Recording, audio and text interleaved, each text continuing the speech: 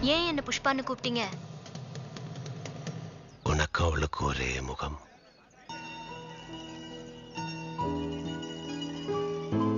அதே கண், அதே மூக்கு, அதே வாய், நம்ப முடியாத சாயல். நாளைக்கு உன்னை எங்கே விட்டுட்டு போயிட்டேன்னா மாட்டீங்க. ஏ சொல்லிடுவேன். அட சொல்லு. என்ன பார்த்து மயங்கி போயிட்டீங்க. ஐயோ, இந்த முகத்தை பார்த்து மயங்கி போயிட்டேன்னா? ஆமா, மயங்கித்தான் போயிட்டேன். ஆனா யாருக்கிட்டே சொல்லாத. இந்த நாட்டை உங்ககிட்ட கொடுத்து நீதான் ராஜா, மந்திரி, நீதான் அரசியல்வாதி ஒப்படைச்சா நீங்க என்ன செய்வீங்க? நாங்க இன்னும் அரசியல் கட்சி தொடங்கல. தொடங்கின பிறகு கேளு.